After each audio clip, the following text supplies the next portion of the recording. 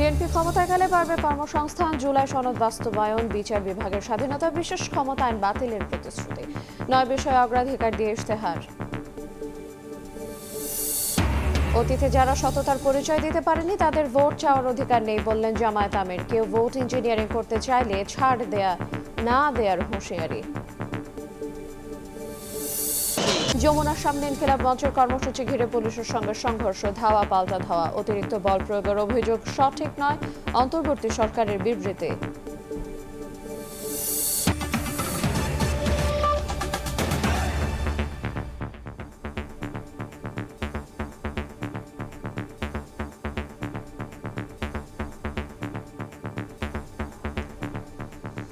দেখছিলেন শিরোনাম, ভোর সময়ের সঙ্গে আছে আইরিন আয়াত। বিএনপি ক্ষমতায় গেলে নারীদের কর্মঘণ্টা কমবে না, বরং বাড়বে কর্মসংস্থান। ফ্যামিলি কার্ড, জুলাই সনদ বাস্তবায়ন, ৭৪-এর বিশেষ ক্ষমতা আইন বাতিল, বিচার বিভাগের স্বাধীনতা, সুশাসন নিশ্চিতের প্রতিশ্রুতি সহ ৯ বিষয় অগ্রাধিকার দিয়ে ইশতেহার ঘোষণা করেছে দলটি। রাজধানীর সোনারগাঁও হোটেলে বিএনপির নির্বাচনী ইশতেহার ঘোষণা অনুষ্ঠানে দলের চেয়ারম্যান তারেক রহমান জানান, প্রতিহিংসা নয়, সহনশীল রাজনীতির পথে হাঁটতে চায় বিএনপি। অভিনন্দন জানাই, তিনি এখানে এসে উপস্থিত হয়েছেন। কোন জাতীয় নির্বাচনে প্রথমবারের মতো অংশ নিচ্ছেন বিএনপি চেয়ারম্যান তারেক রহমান। দলের দায়িত্ব নেয়ার পর প্রথমবারের মতো ঘোষণাও করলেন নির্বাচনী ইশতেহার। ত্রয়োদশ জাতীয় সংসদ নির্বাচনে সবার আগে বাংলাদেশ, এই মূল দর্শন সামনে রেখে বিএনপি চেয়ারম্যান তারেক রহমান নতুন বাংলাদেশ বিনির্মাণের প্রতিশ্রুতিও দেন। একজন ব্যক্তি ম্যাক্সিমাম 10 বছর তার প্রধানমন্ত্রী হিসেবে তার কার্যকাল থাকবে। সংসদে উচ্চ কক্ষ প্রবর্তন করতে চাই। রাজধানীর সোনারগাঁও হোটেলে বিএনপির নির্বাচনী ইশতেহার ঘোষণা অনুষ্ঠানে উপস্থিত ছিলেন বিএনপির কেন্দ্রীয় নেতৃবৃন্দ ছাড়াও বিভিন্ন রাজনৈতিক দল ও বাংলাদেশে নিয়োজিত বিভিন্ন দেশের কূটনৈতিক ও সুশীল সমাজের নেতৃবৃন্দ। আমরা তত্ত্বাবধায়ক সরকারকে পুনঃপ্রতিষ্ঠিত করব। বিকেল 4টার আগে দলীয় ইশতেহার ঘোষণা শুরু করেন বিএনপি চেয়ারম্যান তারেক রহমান। বলেন, প্রতিহিংসা নয়, সহনশীল রাজনীতির পথে হাঁটতে চায় বিএনপি। আমরা ক্ষতিগ্রস্ত হয়েছি, আমাদের নেতাকর্মীরা পঙ্গুত্ব বরণ করেছে, সহায় সম্পত্তি হারিয়েছে, কিন্তু প্রতিশোধ কখনো শান্তি এনে দিতে পারে না, প্রতিশোধ কখনোই ভালো কিছু এনে দিতে পারে না। সেজন্যই আমরা মনে করি সর্বস্তরে আইনের শাসন প্রতিষ্ঠিত করাই একমাত্র এই দেশ এবং জাতিকে রক্ষা করতে পারে। আল্লাহর উপর পূর্ণ আস্থা ও বিশ্বাস রাষ্ট্র পরিচালনার মূলনীতি হিসেবে সংবিধানে পুনঃস্থাপন করা হবে জানিয়ে ইশতেহারে 9টি বিষয়ের উপর প্রাধান্য দেন তারেক রহমান। ফ্যামিলি কার্ড, কৃষক কার্ড, প্রবাসী কার্ড সহ প্রান্তিক জনগোষ্ঠীকে স্বাবলম্বী করার প্রতিশ্রুতিও দেন বিএনপি চেয়ারম্যান। বিএনপি সরকার গঠনে সক্ষম হলে আমরা সংবিধানে সর্বশক্তিমান আল্লাহর প্রতি পূর্ণ আস্থা ও বিশ্বাস, এই রাষ্ট্র পরিচালনার মূলনীতি হিসাবে আমরা সংবিধানে এটিকে পুনঃস্থাপন করতে চাই। নারীর ক্ষমতায়ন যদি আমরা নিশ্চিত করতে না পারি, আমরা যত বড় বড় কথাই বলি না কেন, কোনোটি কখনো সাকসেসফুল করা সম্ভব নয়। গার্মেন্টসের বাইরে আরও নতুন নতুন কতগুলো সেক্টরকে আমরা নিয়ে আসতে চাই, যেখানে নারীদের আরও বেশি সংখ্যক কর্মসংস্থানের সুযোগ হবে। একজন নারীকে যখন আমরা কর্মসংস্থানের ব্যবস্থা করে দেব, স্বাভাবিকভাবেই প্রকৃতিগত কারণ হিসাবেই তাদেরকে আমাদের আরও কিছু ব্যাপারে সহযোগিতা করা উচিত। তাদের কর্মঘণ্টা কমানো বা বিভিন্নভাবে ডিস্ট্রিবিউট না করে কর্মসংস্থানে যাতে তাকে সেই সাপোর্টটা দেওয়া যায়, সেই জন্য আমরা কর্মস্থলে ডে কেয়ার এবং বেস্ট ফিডিং কর্নার আমরা কম্পালসারি করতে চাই। মা বেগম জিয়া ও নিজের নির্যাতনের কথা স্মরণ করে বিএনপি চেয়ারম্যান তারেক রহমান বলেন, আর কেউ যেন বিচার বিভাগের নির্যাতনের শিকার না হয়, তাই সরকারে গেলে যে কোনো মূল্যে বিচার বিভাগের স্বাধীনতা নিশ্চিতের প্রতিশ্রুতিও দেন তিনি। বলেন, দুর্নীতি দমন, আইনের শাসন প্রতিষ্ঠা ও জবাবদিহিমূলক সমাজ প্রতিষ্ঠা করতে বদ্ধপরিকর বিএনপি। আমি, আমার মা, আমার পরিবার, আমরা এই বিচার বিভাগের নির্যাতনের ভিতর দিয়ে আমরা গিয়েছি। প্রিয় সহকর্মীবৃন্দ, একজন মানুষ হিসাবে, একজন রাজনৈতিক কর্মী হিসাবে আমার সর্বোচ্চ চেষ্টা থাকবে যে কোনো মূল্যে বিচার বিভাগের যে স্বাধীনতা সেটিকে নিশ্চিত করা। কারণ আমি নিজে ভুক্তভোগী কিভাবে বিচার বিভাগ একজন মানুষের জীবন, একটি সংসার ধ্বংস করে দিতে পারে। দুর্নীতি, আইনের শাসন এবং জবাবদিহিতা, আমরা যদি এই তিনটির ব্যাপারে কঠোর পদক্ষেপ গ্রহণ না করি, তাহলে আমরা আমাদের কোনো পরিকল্পনাকেই সফল করে গড়ে তুলতে পারবো না। ভঙ্গুর অর্থনীতি পুনর্গঠনে বিদেশি বিনিয়োগ বাড়ানোর পাশাপাশি হয়রানি বন্ধে নানা পরিকল্পনার কথা জানান তারেক রহমান। যত বেশি সংখ্যক কর্মসংস্থান তৈরি করা, যত বেশি সংখ্যক দেশি এবং বিদেশি বিনিয়োগকারী যারা আছেন তাদেরকে উৎসাহিত করা, প্রতিষ্ঠান তৈরি করা, বিনিয়োগ করা, বিনিয়োগের মধ্যে শিল্প এবং শিল্প প্রতিষ্ঠান তৈরি করা। কারণ বিনিয়োগ করলে প্রত্যেকটি নাগরিকের আয় যত বাড়বে, রাষ্ট্রের আয়ও তত বাড়বে। পররাষ্ট্রনীতি প্রসঙ্গে বিএনপি চেয়ারম্যান বলেন, দেশের মানুষের স্বার্থ আগে প্রাধান্য দেবেন তারা। জানান, প্রতিবেশী সহ সব দেশের সঙ্গে বন্ধুত্ব হবে ন্যায্যতার ভিত্তিতে। রোহিঙ্গা সমস্যার সমাধানে নিরাপদ প্রত্যাবর্তন নিশ্চিতের কথা দেন বিএনপি চেয়ারম্যান। যাদের বন্ধুত্ব সহযোগিতা পেলে আমরা আমাদের দেশে নতুন ব্যবসা বাণিজ্য প্রতিষ্ঠিত করতে পারবো, আমার দেশের মানুষের কর্মসংস্থানের ব্যবস্থা করতে পারবো, আমাদের দেশের অর্থনৈতিক অবস্থা শক্তিশালী হবে। অবশ্যই আমার দেশের স্বাধীনতা এবং সার্বভৌমত্ব অক্ষুণ্ণ রাখবে।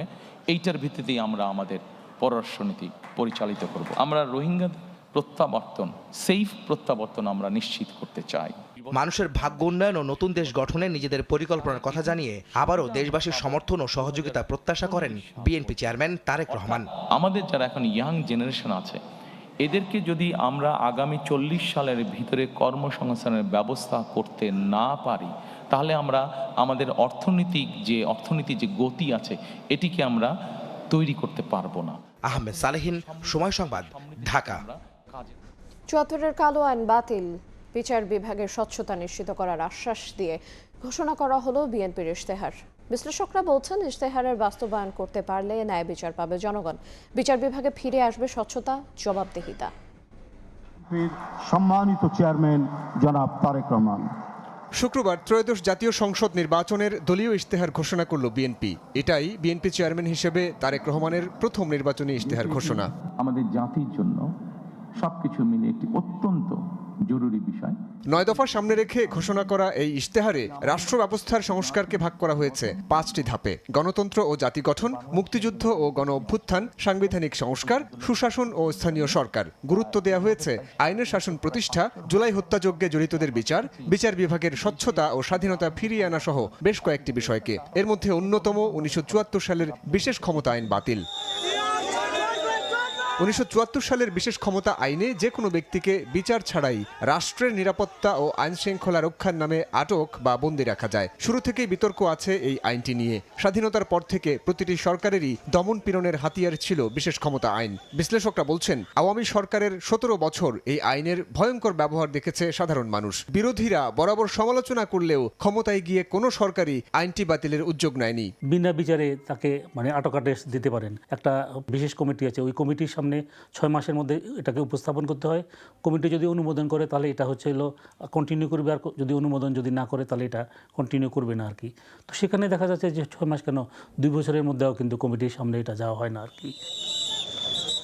বিশ্লেষকরা বলছেন, 1974 সালের বিশেষ ক্ষমতা আইন সংবিধানের সঙ্গে মৌলিকভাবে সাংঘর্ষিক। তাদের মতে বিএনপির ইশতেহারে 74-এর কালা কানুন বাতিলের ঘোষণা নিঃসন্দেহে গুরুত্বপূর্ণ। রাজনৈতিক দলগুলো যখন ক্ষমতায় থাকে সরকারের সুরক্ষা হিসাবে দেখে, যখন বিরোধী অবস্থানে যায় তখন এটাকেই নির্যাতন, নিপীড়নের একটা উপায় হিসাবে দেখে। তা এই দেখার দৃষ্টিটা যাতে আসলে গণতান্ত্রিক হয়। 74-এ যে এই বিশেষ ক্ষমতা আইন চালু হলো, তো এরপরে কিন্তু প্রতিটি সরকারে কিন্তু তাদের ইশতেহারে কিন্তু নির্বাচনী ইশতেহারে কিন্তু বলেছে যে তারা ক্ষমতায় গেলে এই বিশেষ ক্ষমতা আইন বাতিল করবে। তারেক রহমান সাহেব বলেছেন যে বিএনপি ক্ষমতা গেলে তারা এটা বাতিল করবেন। তো বিএনপির তো ক্ষমতা যাওয়ার সমূহ সম্ভাবনা আছে, তো বাতিল যদি করে এটাকে আমরা ইতিবাচক হিসেবে দেখছি। ইশতেহারে বলা হয়েছে, রাষ্ট্র পরিচালনার দায়িত্ব পেলে দ্রুত বিচার করা হবে জুলাই হত্যাযজ্ঞের। গুম প্রতিরোধে আন্তর্জাতিক মান বজায় রেখে আইনি ব্যবস্থা নেওয়ার পাশাপাশি নিশ্চিত করা হবে বিচার বিভাগের পূর্ণ স্বাধীনতা, গঠন করা হবে জুডিশিয়াল কমিশন। প্রকৃত মেধাবী এবং যোগ্য লোক তখনই নিয়োগপ্রাপ্ত হবে যদি পাবলিক সার্ভিস কমিশন যদি তাদের যে সাংবিধানিক যে দায়িত্ব, ওই দায়িত্বটা যদি সঠিকভাবে পালন করে। ঘাটতিগুলোকে শনাক্তকরণ সাপেক্ষে সক্ষমতা কিভাবে সৃষ্টি করা যায় সেই লক্ষ্যে কাজ করা। সরকারি নিয়োগের স্বচ্ছতা ও পুলিশ কমিশন গঠনের ঘোষণাকে সাধুবাদ জানিয়ে বিশ্লেষকরা বলছেন, পুলিশকে রাজনৈতিকভাবে ব্যবহার বন্ধ করতে হবে, বাস্তবায়ন করতে হবে সংস্কার পরিকল্পনা। সাইফুল রুদ্র, সময় সংবাদ, ঢাকা। বিএনপির নির্বাচনী ইশতেহারে অগ্রাধিকার পেয়েছে সংবিধান সংস্কার। জুলাই সনদ যে আঙ্গিকে সই হয়েছে সেভাবে বাস্তবায়নের কথা বলছে দলটি। উচ্চকক্ষ গঠন হলেও সংবিধানে এককেন্দ্রিক চরিত্র অক্ষুণ্ণ রাখার কথা উল্লেখ করে ইশতেহারে বলা হয়, সংবিধান সংশোধনী, অর্থ বিল, আস্থা ভোট এবং জাতীয় নিরাপত্তা ছাড়াও অন্যান্য বিল উচ্চকক্ষে পাঠানো হবে। উচ্চকক্ষ কোনো বিল 1 মাসের বেশি আটকে রাখলে তা অনুমোদিত বলে গণ্য হবে। ফারুক ভূঁইয়া রবিনের রিপোর্ট। 2023 সালে রাষ্ট্র মেরামতে বিএনপির 31 দফা রূপরেখার উল্লেখযোগ্য অংশ জড়িয়েছিল সাংবিধানিক ও প্রাতিষ্ঠানিক কাঠামো সংস্কারের প্রস্তাবনা। এমনকি সংবিধান সংস্কার কমিশন গঠনের প্রতিশ্রুতিও তুলে ধরা হয় সে সময়। বছর ব্যবধানে জুলাই অভ্যুত্থানে অন্তর্বর্তী সরকার গঠনের পর ব্যাপকভাবে আলোচিত হয় সংবিধান সংস্কার প্রসঙ্গ। জাতীয় ঐকমত্য কমিশনের ডাকে দলগুলো যেমন এক টেবিলে বসেছে, তেমনি সাংবিধানিক অনেক বিষয়ে এসেছে বিএনপি সহ বিভিন্ন দলের নোট অব ডিসেন্ট বা ভিন্নমত। শুক্রবার ঘোষিত বিএনপির নির্বাচনী ইশতেহারের প্রথম অধ্যায়ে ঠাঁই পায় সাংবিধানিক সংস্কারে দলটির প্রস্তাবনা। ইশতেহারে বলা হয়, সংবিধান সংস্কারে গত 17 অক্টোবর জুলাই সনদ যে আঙ্গিকে ঐকমত্য ও স্বাক্ষরিত হয়েছে, সেগুলো সে মতে বাস্তবায়নে সর্বোচ্চ অগ্রাধিকার দেওয়া হবে। গত বছর সই হওয়া জুলাই সনদে অবশ্য বলা হয়েছিল, কোনো রাজনৈতিক দল বা জোট নির্বাচনী ইশতেহারে উল্লেখপূর্বক যদি জনগণের ম্যান্ডেট লাভ করে তাহলে সেই মতে ব্যবস্থা গ্রহণ করতে পারবে। জুলাই সনদে যেসব বিষয়ের নোট অব ডিসেন্ট দিয়েছে বিএনপি, সেসব ইস্যুতে ইশতেহারে নিজেদের অবস্থানও তুলে ধরেছে দলটি। সংসদে প্রস্তাবিত 100 আসনের উচ্চ কক্ষের বিষয়ে বিএনপির ইশতেহারে বলা হয়, অক্ষুণ্ণ থাকবে সংবিধানের এককেন্দ্রিক চরিত্র। নিম্নকক্ষের আসন অনুপাতে উচ্চকক্ষে প্রতিনিধিত্ব করবে দলগুলো। সংবিধান সংশোধনী, অর্থ বিল, আস্থা ভোট এবং জাতীয় নিরাপত্তা ছাড়া অন্যান্য বিল উচ্চকক্ষে পাঠানো হবে। উচ্চকক্ষ কোনো বিল 1 মাসের বেশি আটকে রাখলে তা অনুমোদিত বলে বিবেচিত হবে। উচ্চকক্ষে কমপক্ষে 10% নারী সদস্য থাকবেন। তবে সাধারণ নির্বাচনের প্রার্থী তালিকার সময় উচ্চকক্ষের তালিকা প্রকাশের প্রয়োজন হবে না। সংসদে আলোচনা ও জুলাই সনদের ভিত্তিতে নির্ধারিত হবে নির্বাচনকালীন দল নিরপেক্ষ তত্ত্বাবধায়ক সরকার ব্যবস্থার রূপরেখা। তবে বিচার বিভাগ ও রাষ্ট্রপতিকে তত্ত্বাবধায়ক ব্যবস্থার বাইরে রাখতে চায় বিএনপি। ইশতেহারে বলা হয়, কার্যকর নির্বাচন কমিশন গঠনে জুলাই সনদের ভিত্তিতে সংবিধানের প্রয়োজনীয় সংশোধনী আনা হবে। সরকারি কর্ম কমিশন, দুর্নীতি দমন কমিশন গঠন এবং মহা হিসাব নিরীক্ষক ও নিয়ন্ত্রক নিয়োগে প্রয়োজনীয় আইন করা হবে। এছাড়া বাংলাদেশ ব্যাংকের গভর্নর এবং এনার্জি রেগুলেটরি কমিশনের চেয়ারম্যান সদস্যদের আইন অনুসারে নিয়োগ দিবে সরকার। রাষ্ট্র পরিচালনা সর্বোচ্চ 10 বছর প্রধানমন্ত্রী পদে থাকতে পারবেন কোনো ব্যক্তি। একই সঙ্গে প্রধানমন্ত্রীদের সময় থাকতে পারবেন দলীয় প্রধানের পদেও। ইশতেহারে বিএনপির প্রতিশ্রুতি, আপিল বিভাগের জ্যেষ্ঠতম 2 বিচারপতি থেকে একজনকে প্রধান বিচারপতি নিয়োগে সাংবিধানিক বাধ্যবাধকতা নিশ্চিত। সুপ্রিম জুডিশিয়াল কাউন্সিলকে আরও শক্তিশালী ও ইখতিয়ার বাড়ানো হবে। সুপ্রিম কোর্টের স্থায়ী আসন থাকবে রাজধানীতে, তবে প্রত্যেক বিভাগে 1 বা একাধিক স্থায়ী বেঞ্চ প্রতিষ্ঠা করতে পারবেন প্রধান বিচারপতি। অধস্তন আদালতের বিচারকদের চাকরির নিয়ন্ত্রণ সম্পূর্ণভাবে সুপ্রিম কোর্টের ওপর ন্যস্ত করতে সংবিধানে প্রয়োজনীয় সংশোধনী আনা হবে। আইনজীবীদের সংগঠন করা রাজনৈতিক ও সাংবিধানিক অধিকার নীতি সমুন্নত রাখবে বিএনপি।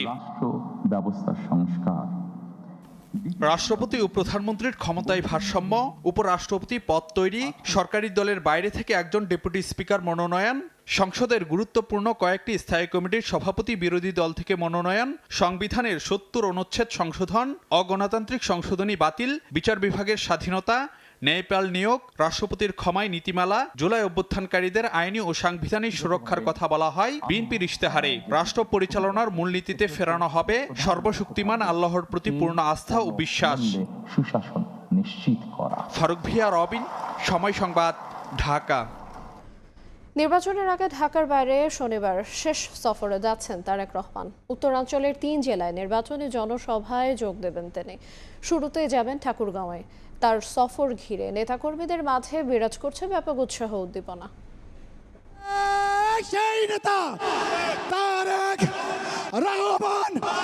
ত্রয়োদশ জাতীয় নির্বাচনকে সামনে রেখে উত্তর দক্ষিণ বঙ্গসহ দেশের বিভিন্ন অঞ্চলে সফর করেছেন বিএনপি চেয়ারম্যান তারেক রহমান। প্রতিটি জনসভায় কর্মী সমর্থকদের পাশাপাশি ছিল সাধারণ মানুষের ঢল। শেষ নির্বাচনী সফর এবার ঠাকুরগাঁও, নীলফামারী ও দিনাজপুরে যাবেন তারেক রহমান। স্থানীয় নেতাকর্মীরা জানান, শনিবার সকালে নীলফামারী সৈয়দপুর বিমানবন্দরে নেমে প্রথমেই ঠাকুরগাঁয়ের উদ্দেশ্যে রওনা দেবেন বিএনপির চেয়ারম্যান। হেলিকপ্টারে করে শহীদ মোহাম্মদ আলী স্টেডিয়ামে নেমে শহরের সরকারি বালক উচ্চ বিদ্যালয় মাঠে জনসভায় অংশ নেবেন তিনি। সাধারণ নেতাকর্মীদের মধ্যে শুধু নয়, একদম সাধারণ মানুষের মধ্যেও একটা উচ্ছ্বাস সৃষ্টি হয়েছে। প্রচুর মানুষ অপেক্ষা করে আছে তিনি আসবেন এবং তিনার কথা শোনার জন্য। অনেকেই আমাদেরকে জিজ্ঞাসা করেছেন, ভাই কখন আসবে, কয়টার সময় আসবে। এরপর নীলফামারী হয়ে দিনাজপুরে জনসভায় যোগ দিবেন তারেক রহমান। এজন্য 3 জেলাতেই উৎসবমুখর পরিবেশ বিরাজ করছে। পুরোদমে চলছে সাজসজ্জার কাজ। তারেক রহমান আসছে, খুশি খুশি লাগছে। নীলফামারীতে সফর, এটা আমাদের জন্য অবশ্যই আনন্দের। তারেক রহমান হচ্ছে বাংলাদেশের বর্তমান একটি আবেগের নাম। উৎসব ভাব সবার মধ্যে। এই মাঠটা কানায় কানায় পরিপূর্ণ হবে। এদিকে জনসভাকে কেন্দ্র করে নিরাপত্তা নিশ্চিতে আইনশৃঙ্খলা বাহিনীর পক্ষ থেকে নেওয়া হয়েছে কঠোর প্রস্তুতি। 1977 সালে তৎকালীন প্রেসিডেন্ট জিয়াউর রহমান এবং 2001 সালে বিএনপি চেয়ারপারসন মরহুমা বেগম খালেদা জিয়া বক্তব্য রাখেন দিনাজপুরের বিরামপুরের সরকারি কলেজ মাঠে। একই মাঠে এবার বক্তব্য দেবেন তাদের বড় ছেলে তারেক রহমান। পাহাড়িয়া ফারজানা, সময় সংবাদ। 8 ফেব্রুয়ারি নয়াপল্টনে নির্বাচনের সমাবেশ বাতিল করেছে বিএনপি। এর পরিবর্তে রবি ও সোমবার ঢাকা মহানগর উত্তর ও দক্ষিণের বিভিন্ন প্রান্তে নির্বাচনী বক্তব্য রাখবেন বিএনপি চেয়ারম্যান তারেক রহমান। নির্বাচনের আগে দলের শেষ কর্মসূচি হিসেবে নির্বাচনী সমাবেশ আয়োজনের কথা ছিল বিএনপির। 8 ফেব্রুয়ারি নয়াপল্টনের এই সমাবেশ বাতিল করা হয়েছে দলটির পক্ষ থেকে। শুক্রবার সকালে দলের কেন্দ্রীয় কার্যালয়ে সংবাদ সম্মেলনে এই কথা জানান বিএনপির সিনিয়র যুগ্ম মহাসচিব রুহুল কবির রিজভী। তিনি বলেন, নির্ধারিত সমাবেশের পরিবর্তে 8 ও 9 ফেব্রুয়ারি ঢাকা মহানগর উত্তর ও দক্ষিণের বিভিন্ন প্রান্তে নির্বাচনী বক্তব্য রাখবেন বিএনপি চেয়ারম্যান তারেক রহমান। সবাই আলাপ আলোচনা করে আমাদের 8 তারিখের সমাবেশের জনসভার কর্মসূচি আমরা বাতিল করেছি। সেই জায়গায় বিভিন্ন উত্তর এবং দক্ষিণের বিভিন্ন স্পটে আমাদের চেয়ারম্যান মহোদয় তিনি হয়তো 8-9 তারিখে তিনি সেখানে বক্তব্য রাখবেন। এ সময় জাকসুর নবনির্বাচিত ভিপি আব্দুর রশিদ জিতু বিএনপিতে ও কেন্দ্রীয় হল সংসদের বিভিন্ন পর্যায়ে নির্বাচিত ছাত্রনেতারা ছাত্রদলে যোগদান করেন। নবনির্বাচিত জাকসু মানে কেন্দ্রীয় ছাত্র সংসদ, শিক্ষার্থী সংসদ এবং হলগুলোর নির্বাচিত বিভিন্ন প্রতিনিধিরা, ভিপিজিএস প্রতিনিধিরা, তারাও অনেকেই আজকে যোগদান করছেন জাতীয়তাবাদী ছাত্র দলে। শিগগিরই ছাত্রদলের নতুন নেতৃত্ব আসবে বলে জানান ছাত্রদল সভাপতি রাকিবুল ইসলাম রাকিব। আসিফ মোহাম্মদ সিয়াম, সময় সংবাদ, ঢাকা। অতীতে যারা সততার পরিচয় দিতে পারেনি, কথা দিয়ে কথা রাখেনি, তাদের ভোট চাওয়ার অধিকার নেই বলে মন্তব্য করেছেন জামায়াত আমির ডাক্তার শফিকুর রহমান। বলেন, জামায়াত ক্ষমতায় গেলে দুর্নীতির লাগাম টেনে ধরা হবে। বরিশাল, পটুয়াখালী, ঝালকাঠি, পিরোজপুর, নড়াইল ও ফরিদপুরে নির্বাচনী জনসভায় বক্তব্য রাখেন জামায়াত আমির। পটুয়াখালীর বাউফল পাবলিক মাঠে জনস্রোত। সভাস্থলে জায়গা না পেয়ে অনেকে অবস্থান নেন পার্শ্ববর্তী ভবন ও ছাদে। জামায়াত ইসলামের আমির ডাক্তার শফিকুর রহমানের জনসভা ঘিরে এ জনসমাগম। দেশব্যাপী নির্বাচনী সফরের অংশ হিসেবে বরিশাল বিভাগে জামায়াত আমির। শুক্রবার বেলা 12টার কিছু আগে পটুয়াখালীর বাউফলে জনসভায় অংশ নেন তিনি। 54 বছরের রাজনীতি জাতিকে শুধুই ফ্যাসিবাদ আর বৈষম্য উপহার দিয়েছে উল্লেখ করে জামায়াত আমির বলেন, অতীতে যারা সততার পরিচয় দিতে পারেনি তাদের ভোট চাওয়ার কোনো অধিকার নেই। যারা অতীতে প্রমাণ দিতে পারে নাই, এখনো যারা পারছে না, জনগণের কাছে ভোট চাওয়ার অধিকার তাদের নাই। ভোট তারা চাইবে। অতীতে যারা বাংলাদেশকে 18 কোটি মানুষকে সম্মান করেছে, এখনো সম্মান করে চলেছে তাদের সমস্ত অভিজ্ঞতা এবং যোগ্যতা দিয়ে। ইনশাআল্লাহ জনগণ 12 তারিখ তাদেরকেই বাছাই করে নেবে। এর আগে সকালে বরিশালের মেহেন্দিগঞ্জে জনসভায় অংশ নেন জামায়াত আমির। বক্তব্যে বলেন, জামায়াত ক্ষমতায় গেলে দুর্নীতির লাগাম টেনে ধরা হবে। নতুন করে কোনো চোর জন্ম দেব না, লুটেরা জন্ম দেব না।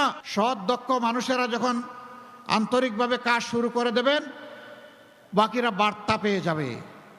অনেকেই দেখবেন নিজে নিজে তওবা করে সোজা হয়ে যাবে। দেশব্যাপী নির্বাচনী প্রচারণার অংশ হিসেবে এবার বরিশাল বিভাগ সফর করছেন জামায়াত আমির ডাক্তার শফিকুর রহমান। দুপুরে ঝালকাঠি ও পিরোজপুরে নির্বাচনী সমাবেশে অংশ নেন ডাক্তার শফিকুর রহমান। পুরানো বস্তা পচা রাজনীতি আস্থা করে ফেলার আহ্বান জানিয়ে তিনি বলেন, ক্ষমতায় গেলে বিদেশে পাচার হওয়া অর্থ ফিরিয়ে এনে বঞ্চিতদের জন্য ব্যয় করা হবে। পুরানা বস্তা পচা রাজনীতির যে পর্দা আছে এটাকে ছিঁড়ে খান খান করে ফেলেছে, ওটা রাখবো না। ওই পরিবর্তনের আওয়াজ নেই, যুবকরা রাস্তায় নেমেছিল। এদিন বিকেলে নড়াইলে জনসভায় অংশ নিয়ে তিনি বলেন, নাগরিকদের ভোটাধিকার নিশ্চিতে সচেষ্ট থাকবে জামায়াত। আমরা বাংলাদেশ জামাতে ইসলামের সরকার গড়তে চাই না, আমরা বাংলাদেশ জামাতে ইসলামের বিজয় চাই না, আমরা 18 কোটি মানুষের বিজয় চাই। সেই বিজয়ের লড়াই আগামী 12 তারিখ ইনশাআল্লাহ। বাংলাদেশের পক্ষ থেকে রাতে ফরিদপুরের বোয়ালমারীতে জনসভায় নির্বাচন বানচালের সব অপচেষ্টা রুখে দেওয়ার হুঁশিয়ারি দেন জামায়াত আমির। আমার ভোট আমি দিব, তোমারটাও আমি দিব, এই স্লোগান শেষ। যার ভোট সেই দিবে। এই ভোটের পর কেউ যদি হাত পায়, কালো চিল হয়ে আসে, ডানা খুঁড়ে ফেলতে হবে। কোনো কিছু আবার বাইরে নাইরে বরদাস্ত করা হবে না। প্রচারণা শুরু হওয়ার পর থেকে শুক্রবার সর্বোচ্চ 8টি জনসভায় অংশ নেন জামায়াত আমির। এসব জনসভা থেকে গণভোটে হ্যাঁ এর পক্ষেও প্রচারণা চালান তিনি। শফিক মুন্সি, সময় সংবাদ। আজ সিলেটে নির্বাচনী জনসভায় যোগ দেবেন জামায়াতে আমির ডাক্তার শফিকুর রহমান। কর্মসূচি সফল করতে সব ধরনের প্রস্তুতি নিয়েছে দলটি। উচ্ছ্বসিত নেতাকর্মীরা। জোরদার করা হয়েছে নিরাপত্তা ব্যবস্থা। সিলেট ছাড়াও হবিগঞ্জ ও মৌলভীবাজারেও জনসভায় যোগ দেবেন জামায়াত আমির। আমিনুল ইসলামের রিপোর্ট। একের পর এক জনপদ ঘুরে ঘুরে নির্বাচনী জনসভায় অংশ নিচ্ছেন জামায়াতের আমির ডাক্তার শফিকুর রহমান। প্রতিটি জনসভায় নামছে জনতার ঢল। নির্বাচনী সফরের অংশ হিসেবে এবার সিলেট সফরে জামায়াত আমির। শনিবার নগরীর আলিয়া মাদ্রাসা মাঠে জামায়াতে ইসলামীর নির্বাচনী জনসভায় বক্তব্য রাখবেন তিনি। কর্মসূচিকে সফল করে তুলতে ব্যানার ফেস্টুনে সাজিয়ে তোলা হয়েছে জনসভা ও আশপাশের সড়ক। প্রস্তুত করা হয়েছে মঞ্চ। জোরদার করা হয়েছে আইন শৃঙ্খলা পরিস্থিতি। ভোটের মাঠে বড় ধরনের প্রভাব পড়বে, এটা আমাদের প্রত্যাশা। বিপুল জনগণ সিলেটের দলমত নির্বিশেষে জনসভায় উপস্থিত হবে। আমাদের স্বেচ্ছাসেবকরা এখানকার শৃঙ্খলার রক্ষা করার জন্য এই জনসভা স্তরে নিয়োজিত থাকবে। ওদের আলাদা বেজ থাকবে, আলাদা টুপি থাকবে এবং তারাও সেখানে নিজেদের দায়িত্ব পালন করে যাবে। মাঠের চতুর্পাশে আমাদের একটা নিরাপত্তা বলয় থাকবে। পাশাপাশি মঞ্চের আশেপাশে, সামনে, পেছনে বা ডানে বামে সব জায়গাতে আমাদেরকে নিরাপত্তা বলয় থাকবে। এর আগে হবিগঞ্জ ও মৌলভীবাজারের 2টি জনসভায় যোগ দেওয়ার কথা রয়েছে জামায়াত আমিরের। আমিনুল ইসলাম, সময় সংবাদ, সিলেট। ছুটির দিনে কর্মী সমর্থকদের নিয়ে প্রচারে রাজধানীর বিভিন্ন আসনের প্রার্থীরা এসেছে নানা ইস্যুতে তাদের অভিযোগ। তবে তাতে ভাটা পড়েনি প্রচারে, বরং উৎসবমুখর পরিবেশেই জনসংযোগ চালিয়েছেন প্রার্থীরা।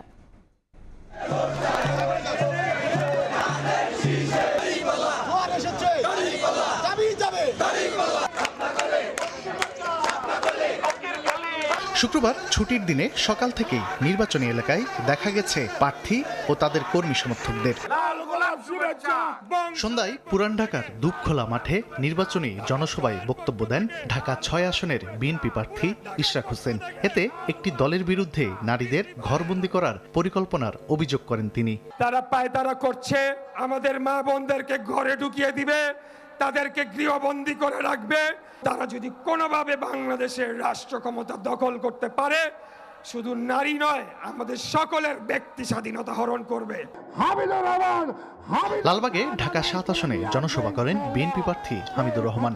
ঢাকা 17 আসনে বিএনপি চেয়ারম্যান তারেক রহমানের পক্ষে গণসংযোগ করেন দলটির প্রচার বিভাগের প্রধান উপদেষ্টা সৈয়দ মোয়াজ্জেম হোসেন হালাল। ঢাকা 8 সহ অন্যান্য আসনেও প্রচারে দেখা গেছে দলটির প্রার্থীদের। তাদের বক্তব্যে উঠে আসে ভোটের পরিবেশ, নির্বাচনী কৌশল সহ নানা বিষয়। যদি এই যে আরেকটা দল নির্বাচনের কথা বলে, তারা যদি নির্বাচিত হতে পারে, ঘর থেকে বাইরে যেতে পারবেন না। জামাত ইসলাম আমাদের চেলাবেলা যা শুরু করছে, তাতে নির্বাচন সুষ্ঠুভাবে হবে কিনা আমার সন্দেহ আছে। বাড্ডার সাতারকুলে গণসংযোগে ঢাকা 11 আসনের 11 দলীয় জোটের প্রার্থী এনসিপির আহ্বায়ক নাহিদ ইসলাম সুষ্ঠু নির্বাচন নিয়ে শঙ্কার কথা জানান। ঢাকা 8 আসনের প্রার্থী নাসিরউদ্দিন পাটোয়ারি একটি দলের বিরুদ্ধে চাঁদাবাজির অভিযোগ তোলেন। একটি দলের বিরুদ্ধে দলের নারী কর্মীদের ভোটের মাঠে কাজ করতে না দেওয়ার অভিযোগ তোলেন ঢাকা 16 আসনের জামায়াত প্রার্থী আব্দুল বাতেন। দলীয় ইশতেহারে সুশাসন, দুর্নীতিমুক্ত রাষ্ট্র ব্যবস্থা সহ বিভিন্ন বিষয় তুলে ধরেন বাংলাদেশ খেলাফত মজলিসের আমির মামুনুল হক। যদি নিরপেক্ষ ভূমিকা না রাখে, তাহলে বাংলাদেশের আমরা যে সুষ্ঠু নির্বাচনে সেটার সম্ভাবনা থাকবে না, বাংলাদেশের পরিস্থিতি আরো খারাপ দিকে যাবে। আমরা নিশ্চয়ই সেটা কেউই চাই না। আমাদের বোনরা যখন বাড়ি বাড়ি দাওয়াতি কাজ করতে গেছে, তখন কিছু সমস্যা হয়েছে। বাংলাদেশ খেলাফত মজলিস একটি ন্যায়ভিত্তিক, দুর্নীতিমুক্ত ও মানবিক ইসলামী সুশাসনের নতুন বাংলাদেশ গড়ার অঙ্গীকার পেশ করছে। ত্রয়োদশ জাতীয় সংসদ নির্বাচনের প্রচার চলবে 10 ফেব্রুয়ারি পর্যন্ত। তানভীর হাসান মেঘ, সময় সংবাদ, ঢাকা। এদিকে ঢাকার বাইরেও নির্বাচনের আগে শেষ শুক্রবারে ছিল জমজমাট প্রচারণা। নানা প্রতিশ্রুতি নিয়ে ভোটারদের দ্বারে দ্বারে গেছেন প্রার্থীরা। বিএনপির অভিযোগ, ভোটের দিন কেন্দ্রে কেন্দ্রে বহিরাগত আনার হুমকি দিচ্ছে একটি দল। আর লেভেল প্লেইং ফিল্ড নিয়ে অভিযোগ 11 দলীয় ঐক্যের। সবাই বলো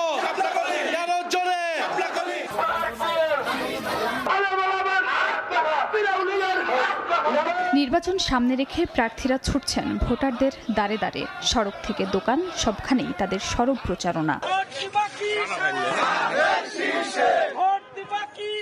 কক্সবাজার 1 আসনে নির্বাচনী পথসভায় বিএনপি প্রার্থী সালাউদ্দিন আহমদ বলেন, ধর্মান্ধতায় নয়, ধর্মীয় সহনশীলতায় বিশ্বাস করে বিএনপি। ধর্মের ভিত্তিতে, জাতের ভিত্তিতে আমরা কখনো বিভাজনে বিশ্বাস করিনি, করব না। এটা আমাদের অঙ্গীকার এবং আমাদের ম্যানিফেস্টো। রাজশাহী 2 আসনে বিএনপি প্রার্থী মিজানুর রহমান মিনু গণসংযোগে বলেন, যারা গুপ্তভাবে রাজনীতি করেছে তারা দেশ ও জাতির শত্রু। গুপ্তভাবে যারা এদেশের মানুষের আজকে শত্রু হয়ে দাঁড়িয়েছে, গুপ্ত থেকে, ছাত্রলীগের অভ্যন্তর থেকে, তারা জাতির শত্রু। ঢাকা 19-এ শাপলাকলির প্রার্থী দিলশানা পারুলের নির্বাচনী সভায় যোগ দিয়ে এনসিপি আহ্বায়ক নাহিদ ইসলাম বলেন, আওয়ামী লীগকে ফেরানোর চেষ্টা হলে দেশে আরেকটি বিপ্লব হবে। দিল্লির দাবিদারি যারা করে এসেছে, নতুন করে যারা দিল্লির দাবিদারি করতে চায়, তাদের রাজনীতি বাংলাদেশে আর কখনোই প্রতিষ্ঠিত হবে না। পঞ্চগড় 1 আসনে প্রচারণায় এনসিপির প্রার্থী সার্জিস আলম বলেন, যারা জুলুম করেনি তাদের ক্ষমতায় দেখতে চায় জনগণ। মানুষ ওই হাতে ক্ষমতা দিতে চাচ্ছে যেই হাত বিগত 1.5 বছরে তাদের উপরে জুলুম করে নাই। ভোটের ফলাফলে দেরি হতে পারে এমন ঘোষণায় বিভ্রান্তি সৃষ্টি হয়েছে বলে মন্তব্য করেছেন নোয়াখালী 1 আসনে ধানের শীষের প্রার্থী মাহবুব উদ্দিন খোকন। রেজাল্ট ঘোষণা করতে সময় লাগবে, তার স্পষ্ট করে কি কারণে সময় লাগবে। যুক্তির বিচারে বিবেককে কাজে লাগিয়ে যোগ্য প্রার্থী নির্বাচনের আহ্বান জানান নেত্রকোনা 1 আসনে বিএনপি প্রার্থী ব্যারিস্টার কায়সার কামাল। ধর্মীয় অনুভূতিতে আবেগপ্রবণ না হয়ে বিবেককে কাজে লাগাতে হবে, যে সৎ, যোগ্য, যিনি এলাকার মঙ্গলার্থে কাজ করবে তাকে যেন ভোটটা প্রদান করা হয়। বরগুনায় ইসলামী আন্দোলন বাংলাদেশের নির্বাচনী জনসভায় সৈয়দ মোহাম্মদ রেজাউল করিম বলেন, সন্ত্রাসী পথ অবলম্বন করে ভোট কেন্দ্র দখলের চেষ্টা করলে কঠোর জবাব দেওয়া হবে। সন্ত্রাসী কোনো পথ আপনারা চিন্তা করবেন না, ভোট সেন্টার দখলে কোনো চিন্তা করবেন না। বিরামহীন গণসংযোগ চালিয়ে যাচ্ছেন স্বতন্ত্র প্রার্থীরাও। খাদিজা স্বপ্না, সময় সংবাদ। বিচারের দাবিতে ইনকিলাব মঞ্চের অবস্থান কর্মসূচি ঘিরে রাজধানীর শাহবাগে সংঘর্ষ বাধে পুলিশ ও আন্দোলনকারীদের মধ্যে। ধাওয়া পাল্টা ধাওয়ায় আহত হন আন্দোলনকারী, গণমাধ্যম কর্মী ও পুলিশ সদস্যরাও।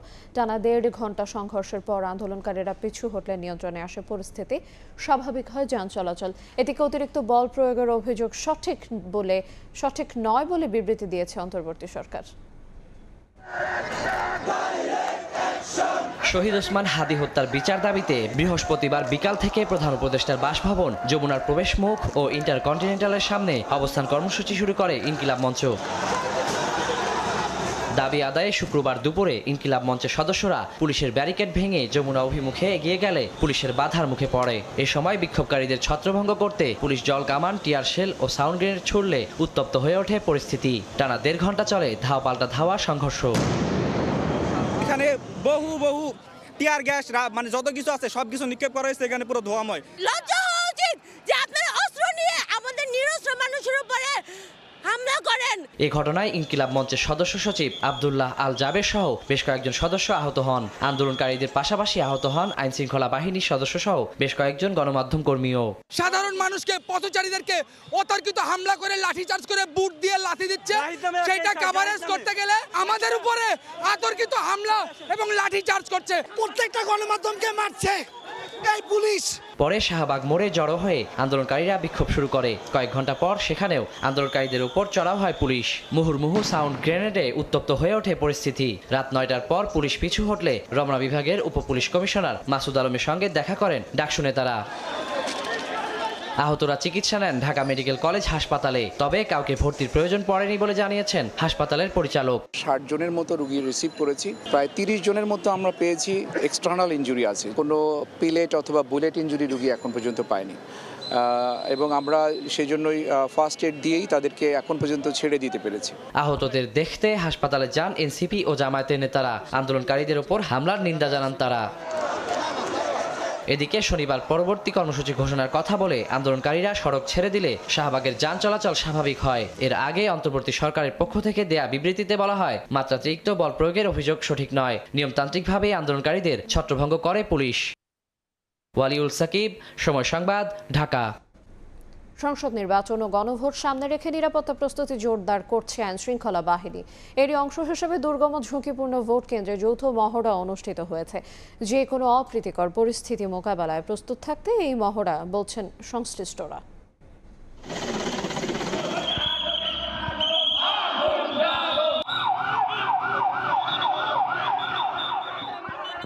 দুর্গম চরাঞ্চলে জরুরি উদ্ধার অভিযানের মহড়ায় নামছে সেনাবাহিনীর হেলিকপ্টার। আকাশে উড়ন্ত হেলিকপ্টার দেখতে চরাঞ্চলের শিশু, বৃদ্ধ সহ নানা বয়সী মানুষের ভিড়। ত্রয়োদশ জাতীয় সংসদ নির্বাচনকে সামনে রেখে কুড়িগ্রামের চরাঞ্চল ও ঝুঁকিপূর্ণ ভোটকেন্দ্রগুলোর নিরাপত্তা নিশ্চিতে হেলিকপ্টার মহড়ার প্রদর্শন করে বাংলাদেশ সেনাবাহিনী। বৃহস্পতিবার বিকেলে চিলমারী উপজেলার ব্রহ্মপুত্র নদের অববাহিকার খেডুরুয়া চর সরকারি প্রাথমিক বিদ্যালয় ভোটকেন্দ্র এলাকায় এই মহড়া অনুষ্ঠিত হয়। ভোট ডাকাতি এবং ভোট সেন্টারে অনেক সময় মারামারি, ঝগড়াঝাটি এরকম একটা পরিবেশ তৈরি হয়। হেলিকপ্টার আসছে এলাকায়, এই সেন্টারে অনেক গন্ডগোল হয়, মারামারি হয়। জেলার ঝুঁকিপূর্ণ ও নদ নদী অববাহিকায় দুর্গম চর এলাকার ভোটকেন্দ্রগুলোতে সম্ভাব্য যে কোনো অপ্রীতিকর পরিস্থিতি মোকাবিলায় নির্বাচনের আগেই এ ধরনের মহড়ার আয়োজন করা হয়েছে বলে জানায় সেনাবাহিনী। জেলার 4টি সংসদীয় আসনের 706টি ভোটকেন্দ্রের মধ্যে ব্রহ্মপুত্র, ধরলা, তিস্তা ও দুধকুমার সহ 16টি নদ নদীর অববাহিকার 4.5 শতাধিক চরাঞ্চলের প্রায় 150টি ভোটকেন্দ্রকে ঝুঁকিপূর্ণ হিসেবে চিহ্নিত করা হয়েছে। এদিকে গাইবান্ধার ফুলছড়ি উপজেলার দুর্গম চরাঞ্চলের এরেন্ডাবাড়ি ইউনিয়নের জিগাবাড়ি উচ্চ বিদ্যালয় মাঠ, লালমনিরহাট সদরের নেছারিয়া কামিল মাদ্রাসা ভোটকেন্দ্র এবং পঞ্চগড়ের দেবীগঞ্জ মিনি স্টেডিয়াম মাঠেও যৌথ বাহিনীর বিশেষ মহড়া অনুষ্ঠিত হয়। এতে স্থানীয় ভোটারদের পাশাপাশি পুলিশ, আনসার ও ফায়ার সার্ভিস ও সিভিল ডিফেন্সের সদস্যরা উপস্থিত ছিলেন। সেনাবাহিনী, র্যাব, বিজিবি, পুলিশ ও আনসার সহ সব বাহিনী সমন্বিত এই মহড়ায় ভোটকেন্দ্র দখল বা বিশৃঙ্খলা প্রতিরোধের কৌশল তুলে ধরা হয়। দুষ্কৃতিকারীরা হামলা চালালে কিভাবে দ্রুত পরিস্থিতি নিয়ন্ত্রণে এনে ভোটারদের নিরাপত্তা নিশ্চিত করা যায় তা হাতে কলমে অনুশীলন করেন সদস্যরা। মিরন আহমেদ, সময় সংবাদ। সংসদ নির্বাচন ও গণভোট অবাধ, সুষ্ঠু ও নিরপেক্ষ করতে তৎপর বিজেপি। সাতক্ষীরার দেবহাটায় নিরাপত্তা ব্যবস্থা জোরদার করেছে 17 ব্যাটালিয়ন বিজেপি। সংবাদ বিজ্ঞপ্তিতে জানানো হয়, 2টি বেস ক্যাম্পে মোতায়েন হয়েছে 4 প্লাটুন বিজেপি। ভোট কেন্দ্র ও জননিরাপত্তা নিশ্চিতে শুক্রবার ডোমিনেশন পেট্রোল ও রেকি করেন তারা। টহল কার্যক্রমে ব্যবহার করা হয় jeep, pickup, microbus, motorcycle, body worn camera ও ড্রোন। ভোট কেন্দ্র ও গুরুত্বপূর্ণ এলাকা পর্যবেক্ষণের জন্য স্থাপন করা হয়েছে মনিটরিং সেল।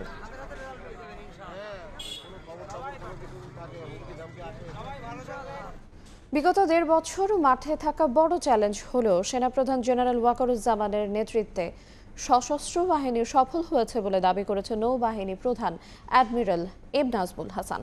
শুক্রবার সন্ধ্যায় কুর্মিটোলা গলফ ক্লাবে 24তম স্কয়ার গলফ টুর্নামেন্টের পুরস্কার বিতরণী অনুষ্ঠানে অংশ নিয়ে এ দাবি করেন তিনি। আগামী 12 ফেব্রুয়ারিকে চূড়ান্ত পরীক্ষা উল্লেখ করে সবার সহযোগিতায় সুষ্ঠু ও নিরপেক্ষ নির্বাচনের মাধ্যমে দেশ আবারও গণতন্ত্রের পথে ফিরবে বলেও আশাবাদ জানান নৌবাহিনী প্রধান।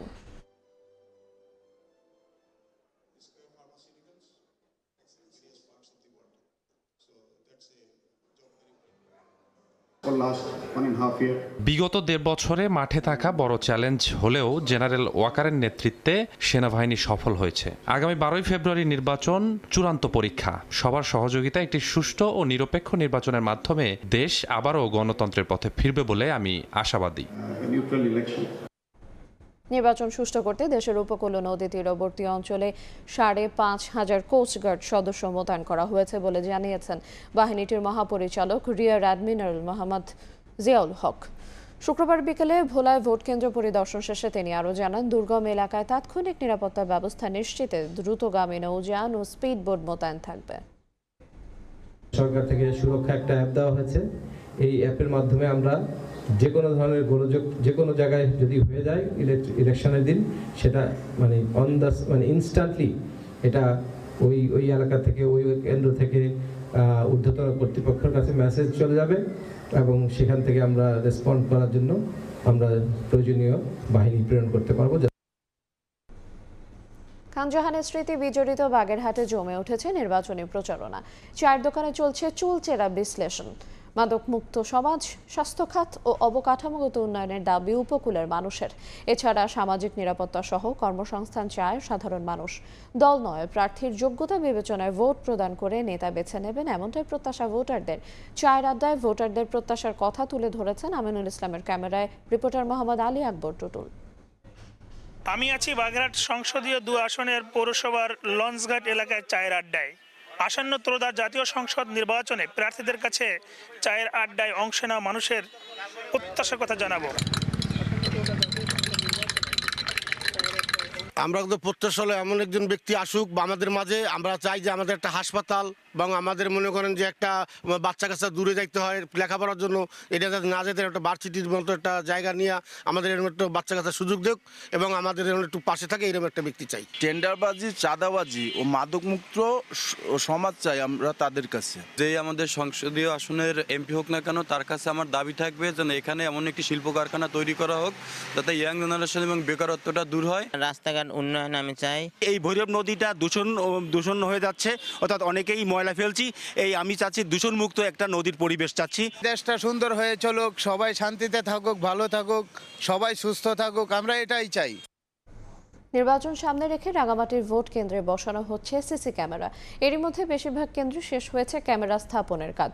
সংশ্লিষ্টরা বলছেন শিগগিরই শেষ হবে বাকি কাজ। হেফাজত সবুজের পাঠানো তথ্য ও রাজীব দাস মুন্নার ছবি নিয়ে রিপোর্ট। রাঙামাটি শহরের কাঁঠালতলী সরকারি প্রাথমিক বিদ্যালয়। ত্রয়োদশ জাতীয় সংসদ নির্বাচনের 2টি ভোট কেন্দ্র রয়েছে এই বিদ্যালয়ে। সেখানে সিসি ক্যামেরা স্থাপনে ব্যস্ত কর্মীরা। কেউ দেয়ালে লাগাচ্ছেন তার, কেউ বা সংযোগ করছেন ক্যামেরা। পরে মনিটর সংযুক্ত করলে সচল হচ্ছে ক্যামেরাগুলো। শুধু এ বিদ্যালয়ে নয়, আসন্ন ত্রয়োদশ জাতীয় সংসদ নির্বাচন ও গণভোট উপলক্ষে রাঙামাটির সব ভোট কেন্দ্রে আনা হচ্ছে সিসি ক্যামেরার আওতায়। কোনো অপরাধ হলে ভিডিও ফুটেজ বিশ্লেষণ করে দ্রুত অপরাধী শনাক্ত করতে এই সিদ্ধান্ত নেয় নির্বাচন কমিশন। এরই মধ্যে বেশিরভাগ কেন্দ্রে শেষ হয়েছে স্থাপনের কাজ। সংশ্লিষ্টরা বলছেন শীঘ্রই শেষ হবে বাকি কাজ। প্রতিটা নির্বাচন বুথে আমরা একটা করে সিসি ক্যামেরা লাগাচ্ছি। কাঁঠালতলী ভোট কেন্দ্রে 2টা কেন্দ্র আছে, 2টা কেন্দ্রতে 6টা করে মোট আমরা 12টা ক্যামেরা স্থাপন করছি। আমার স্কুলের নাম কাঁঠালতলী সরকারি প্রাথমিক বিদ্যালয়। এটা ত্রয়োদশ জাতীয় সংসদ নির্বাচনের ভোট কেন্দ্র। নির্বাচন কমিশন থেকে এখানে সিসি ক্যামেরা লাগানো হচ্ছে। 30টা সেন্টারের সিসি ক্যামেরা স্থাপনের কাজ পেয়েছি, তার মধ্যে কাজ চলমান আছে। অতি শীঘ্রই সেটা বাকি কাজগুলো সম্পন্ন হবে। স্থানীয় সরকার বিভাগ বলছে জেলার 10 উপজেলাতে সিসি ক্যামেরা স্থাপন করা হচ্ছে। প্রায় শেষের দিকে আমাদের কাজ চলে আসছে। আশা করি 2-1 দিনের মধ্যে আমরা কার্যক্রমটা সমাধান করতে সক্ষম হব। নির্বাচন কমিশনের তথ্য মতে রাঙামাটি আসনে 213টি ভোট কেন্দ্র থাকলেও গুরুত্ব বিবেচনায় সদর উপজেলায় 31টি সহ মোট 170 কেন্দ্রে সিসি ক্যামেরা স্থাপন করা হয়েছে। সময় সংবাদ, রাঙামাটি। পেয়ারা, আমরা আর শীতলপাটির জেলা ঝালকাঠি। নদীকেন্দ্রিক প্রাচীন বন্দর সভ্যতার এই জেলায় আজ ঝিমিয়ে পড়েছে ব্যবসা বাণিজ্য। গ্যাস সংযোগ না থাকায় গড়ে ওঠেনি বড় শিল্প প্রতিষ্ঠান। তবে কৃষি, চাকরি আর দেশ বিদেশে কাজকর্মে ঘুরছে জেলার অর্থনীতির চাকা।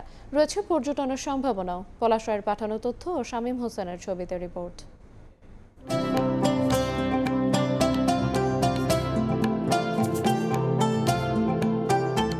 জেলেদের জাল আর সে জালের কাঠি থেকে জেলার নামকরণ করা হয় ঝালকাঠি। প্রায় 300 বছর আগে জেলে সম্প্রদায় প্রথম বসতি গড়েছিল নদী পাড়ের এ জনপদে। সুগন্ধা আর বিষখালী পাড়ের দক্ষিণের শান্ত এ জেলাটিতে মোট ভোটার রয়েছেন 5,85,000। একসময় কামার কুমার জেলে তাঁতি শিল্প আর ব্যবসা বাণিজ্যে সবকিছুই ছিল পরিকল্পিত। শিক্ষাক্ষেত্রে ব্রিটিশ আমল থেকেই ছিল সুনাম। এখনও এ জেলার সাক্ষরতার হার 65%। এখানকার অসংখ্য নদ নদীর পাড়ে ব্যবসা বাণিজ্য ও ছোট ছোট কলকারখানা নিয়ে বন্দর সভ্যতার সৃষ্টি হয়, কিন্তু আধুনিকতার ছোঁয়ায় শেষ পর্যন্ত মার খেয়েছে শিল্পান্নয়নের ধারাবাহিকতা। গ্যাস সংযোগ না থাকায় আটা, ময়দা আর লবণ তেল ছাড়া তেমন কোনো ভারী শিল্প গড়ে ওঠেনি স্বাধীনতার পর থেকে। তার উপর তীব্র নদী ভাঙন 50 বছরেরও বেশি সময় ধরে নিঃস্ব করে চলেছে সুগন্ধা আর বিষখালী পাড়ের 25 গ্রামের মানুষকে। রয়েছে বেকারত্ব। পরিকল্পিত উন্নয়ন না হওয়ায় সাধারণ মাপের জীবনযাত্রার ছাপ আজ শহর গ্রাম সবখানে।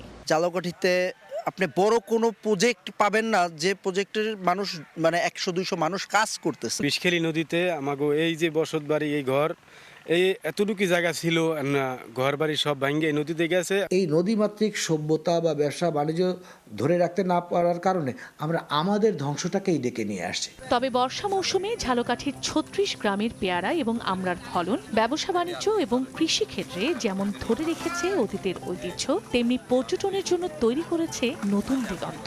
বিভিন্ন স্থানে আমাদের এই বরিশালের আমড়াটা সাপ্লাই হচ্ছে। টোটাল আমাদের 5 মাসের যে এবং জলে এবং কুলে সমানভাবে বেচা কিনা চলে। মৎস্য সেক্টরটা এখানে উন্নয়ন ঘটতে পারে, এখানে বন শিল্পের উন্নয়ন ঘটতে পারে এই পর্যটনের সঙ্গে, এখানে একটি সাফারি পার্ক হইতে পারে আমাদের ইকো পার্কে। তো এভাবে আমাদের বিভিন্ন কর্মসংস্থানের একটি বিপুল সম্ভাবনা এখানে সৃষ্টি হইতে পারে। 748.32 বর্গ কিলোমিটার আয়তনের ঝালকাঠি জেলায় মোট 4টি উপজেলা ও 2টি পৌরসভা নিয়ে সংসদীয় আসন 2টি। সময় সংবাদ, ঝালকাঠি। বর্তমানে কিছুটা স্থিতিশীল হলেও নতুন করে প্রশ্ন উঠছে, আসন রাজনৈতিক সরকার ব্যবস্থায় কতটা সুশাসনে থাকবে এসব প্রতিষ্ঠান। গ্রাহকদের দাবি, নতুন কোনো শকুনের চোখের নজর যেন না লাগে ব্যাংক খাতে। এক্ষেত্রে অর্থ লোপাট বন্ধে রাজনৈতিক দলগুলোর দৃঢ় অঙ্গীকার থাকার কথা বলছেন অর্থনীতিবিদরা। ভবিষ্যৎ দায়িত্বশীল ভূমিকা না থাকলে ঘুরে দাঁড়ানো সম্ভব হবে না বলছেন তারা। কাজল আব্দুল্লাহর রিপোর্ট। দেশের ব্যাংকপাড়া খ্যাত রাজধানীর মতিঝিল। সময়ের ব্যবধানে এই পাড়ায় ঢের বেড়েছে চাকচিক্যময় অবকাঠামোর আস্ফালন, কিন্তু আর্থিক প্রতিষ্ঠানগুলোতে রয়েছে জমাকৃত অর্থ লোপাটের চাপা কান্না আর হাহাকার। মূলত আওয়ামী সরকার 9 থেকে 24 টানা 15 বছরের রাজত্বে ঘুণে ধরা খাত হিসেবে পরিণত করে দেশের ব্যাংক ও নন ব্যাংক প্রতিষ্ঠানকে। হিসেবে সফটওয়্যারে লাখ লাখ কোটি টাকা দেখালেও লুটপাট হয়েছে বিশাল একটি অংশ। কোমর ভাঙা আর্থিক খাতকে সোজা করে দাঁড়িয়ে দেওয়ার ধাপে যখন অন্তর্বর্তী সরকার, তখন দরজায় কড়া নাড়ছে ত্রয়োদশ নির্বাচন।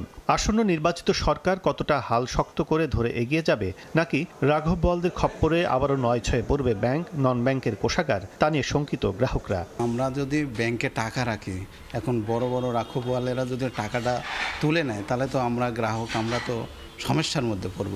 যে সরকারই আসুক, যখন একটা রাজনৈতিক সরকার দেশ পরিচালনা করবে, এই অর্থনৈতিক সেক্টরটা বা ব্যাংকিং সেক্টরটা যাতে সৎ এবং নিরপেক্ষ থাকে। ব্যাংক সংশ্লিষ্টরা মনে করেন দেশ ও অর্থনীতির স্বার্থে নিজ নিজ মেরুতে থাকতে হবে সরকার ও আর্থিক প্রতিষ্ঠানগুলোকে। সবচেয়ে ক্ষতিগ্রস্ত হয়েছে জনতা ব্যাংক এই লুটপাটে। খেলাপির যে কালচার তৈরি হয়েছে বাংলাদেশের ব্যাংকিং সেক্টরে, সেইখান থেকে বের হয়ে আসতে চাইলে আসলে রাজনৈতিক নেতৃবৃন্দের সদিচ্ছা ছাড়া কোনো ক্রমেই সম্ভব না। স্বাধীনভাবে কাজ করতে পারে, অবশ্যই ব্যাংকের যে দুর্বল পয়েন্ট যেগুলো আছে, ব্যাংকের দুর্বলতা যেখানে যেখানে আছে, সেগুলো কাটায় উঠতে পারবো আমরা। নির্ধারিত ছকের বাইরে যাবে না ব্যাংক খাত। রাজনৈতিক দলগুলোর কাছে দরকার এমন প্রতিশ্রুতি, মনে করেন অর্থনীতিবিদরা। বিভিন্ন সংস্থার কমিশন হয়েছে, তাদের যে সুপারিশমালাগুলো আছে, সেগুলো যাতে পরবর্তী রাজনৈতিক সরকার এটা সচল রাখেন, এটা আমাদের কাছে প্রত্যাশা। সাথে সাথে এটাও আমরা চাইবো যে জনগণের এই প্রত্যাশার সাথে তারা যাতে আসলে কোনো ধরনের বিরূপ কোনো আচরণ না করেন। মেজর যে পলিটিক্যাল পার্টি যারা আছে, তাদের নির্বাচনী ইস্তেহার যেটা, সেই ইস্তেহারের ভিতরে আসতে হবে যে পিছনের ঘাটাঘাটি না করে সামনে কিভাবে যাব নিয়ম মাফিক। প্রতিটি রাজনৈতিক সরকারের আমলেই ব্যবসার নামে কম বেশি লুটপাট হয়েছে আর্থিক প্রতিষ্ঠানে রাখা সাধারণ মানুষের অর্থ। গণ অভ্যুত্থান পরবর্তী আসন্ন নির্বাচিত সরকার আর্থিক খাতের কতটা সুশাসন নিশ্চিত এবং অর্থের সঠিক ব্যবহারের ভূমিকা রাখবে তার দৃশ্যমান বাস্তবায়ন দেখা অপেক্ষায় সাধারণ মানুষ। কাজল আব্দুল্লাহ, সময় সংবাদ, ঢাকা। অবশেষে স্বাভাবিক হতে শুরু করেছে তৈরি পোশাক রফতানি। চলতি মৌসুমের দ্বিতীয় সর্বোচ্চ রফতানি আয় এসেছে গত জানুয়ারিতে 3.61 বিলিয়ন মার্কিন ডলার। পাশাপাশি 40% প্রবৃদ্ধি হিসেবে চলতি মাসের অর্ডার এসেছে 3 বিলিয়ন মার্কিন ডলারের বেশি। তবে বন্দরের স্থবিরতা সহ আইনশৃঙ্খলা পরিস্থিতি ভাবিয়ে তুলছে গার্মেন্টস ব্যবসায়ীদের। সাক্ষাৎপুর ক্যামেরায় বিস্তারিত জানাচ্ছেন কমল দে। 3.96 বিলিয়ন মার্কিন ডলার রেকর্ড রপ্তানি আয়ের মাধ্যমে 2025-26 অর্থবছর শুরু হলো। পরবর্তী মাসগুলো শুধুই রপ্তানি আয়ের ক্ষেত্রে পিছিয়েছে। প্রতিটি মাসে প্রবৃদ্ধি ছিল নেতিবাচক। তবে জানুয়ারি মাসে 3.61 বিলিয়ন মার্কিন ডলার আয়ের মাধ্যমে যে ইতিবাচক প্রবৃদ্ধি হয়েছে তা কিন্তু নয়। ডিসেম্বর মাসের প্রবৃদ্ধি 14.23% পিছিয়ে থাকার বিপরীতে জানুয়ারি তা কমে 1.35 এসে দাঁড়িয়েছে। এই মাইনাসের দিক থেকে যেটা ছিলাম সেটা একটু কিছু অংশ কমে আসছে। আশা করি আমরা ফেব্রুয়ারি পর্যন্ত আমাদের এক্সপোর্টের ধারাবাহিকতাটা যদি ঠিক থাকে তাহলে আমরা অলমোস্ট ওভারকাম করতে পারবো লাস্ট সিজনের মতো। বায়ারও আমাদেরকে হোপ দিচ্ছে, মানে ইলেকশন শেষ হয়ে গেলে তারা অর্ডারগুলো প্লেস করবে। আশা করি আমরা যে ধারাবাহিকতাটা আছে সেটা পুনরুদ্ধার করে ভালোভাবে আমরা চালিয়ে যেতে পারবো। যে অর্ডারগুলো পাবো সেগুলো কিন্তু আমরা মার্চ, এপ্রিল, মে পর্যন্ত আমরা এই সিজনটাও কিন্তু আমরা কাভার দিতে পারবো। গার্মেন্টস ব্যবসায়ীদের তথ্য মতে 4 মৌসুম নির্ভর গার্মেন্টস ব্যবসায়ী স্প্রিং ও সামার মৌসুমে রপ্তানি আয় তুলনামূলক বেশি আসে। এবারও তার ব্যতিক্রম হয়নি। চলমান স্প্রিং মৌসুমে প্রস্তুতকৃত পণ্য জানুয়ারি পার হয়ে পুরো ফেব্রুয়ারি মাসেই চলবে শিপমেন্ট। তেমনি মার্চ থেকে শুরু হওয়া সামার সিজনের কাঁচামাল কারখানায় আসতে শুরু করেছে। কিন্তু এর মাঝে শুরু হয়েছে বন্ধ ধর্মঘট সহ নানামুখী জটিলতা।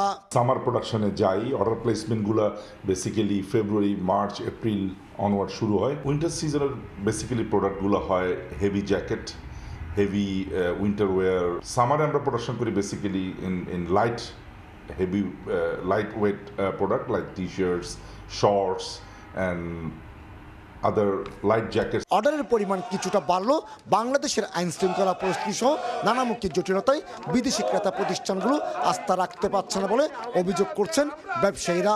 এর মধ্যে টানা 5 দিন ধরে কর্মবিরতি পালন করে চট্টগ্রাম বন্দরের শ্রমিক কর্মচারীরা দেশের আমদানি রপ্তানি বাণিজ্য বন্ধ করে দিয়েছিল। তার জেরে এসে পড়েছে তৈরি পোশাক রপ্তানিতে।